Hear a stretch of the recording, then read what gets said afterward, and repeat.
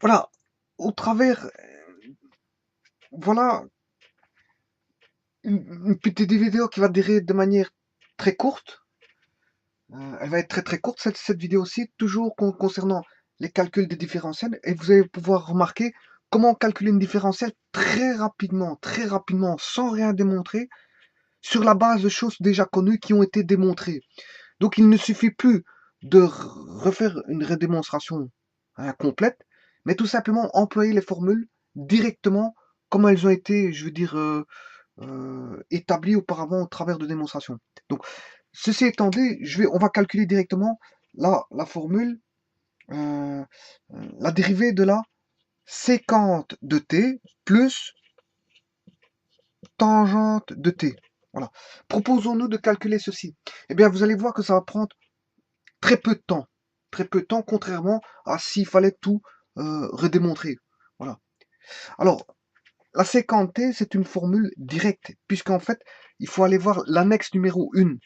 Et l'annexe numéro 1, vous avez la démonstration de ceci. Donc, je ne vais pas le refaire ici.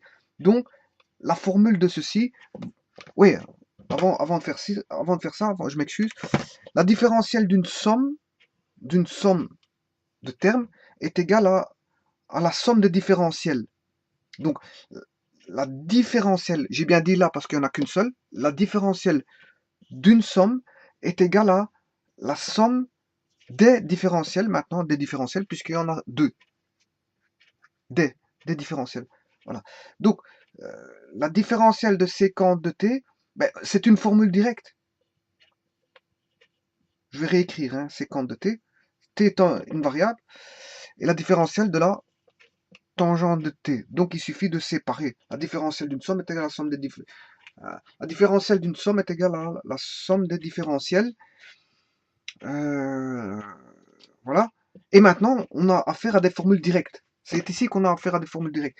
Et donc, voir l'annexe numéro 1 pour la séquence de t, c'est-à-dire voir la vidéo concernant l'annexe 1, concernant la différentielle de la séquence de t, et voir la vidéo numéro 2 sur la tangente de t, c'est l'annexe numéro 2.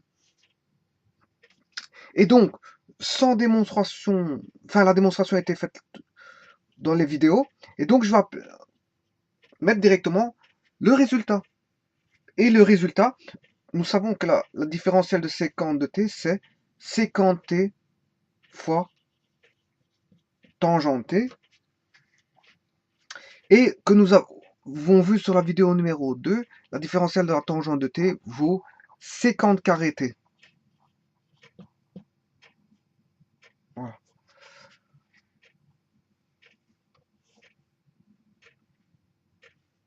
Bon, attention que ici, j'aurais pu mettre différentielle de tangente de t plus sécante de t. Bon, l'addition, elle est commutative. Donc, ici, ça équivaut aussi à sécante carré t plus sécante t fois tangente t. Voilà quelle est la dérivée de la somme que nous voyons ici. Vous voyez, je veux dire par là que maintenant, si je devais démontrer ça, ça va prendre un peu plus de temps. Hein. Ça va me prendre peut-être... ça sera un peu plus long. Mais vous voyez que quand les formules ont été démontrées, il ne faut pas les redémontrer à chaque fois. C'est une vraie perte de temps. Si on connaît la formule directement, on peut mettre directement la formule. Hein.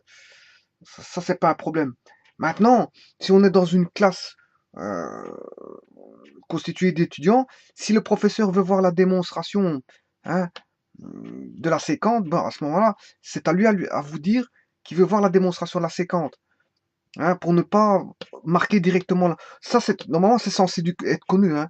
La séquence, c'est séquente T tangente T, on peut mettre directement.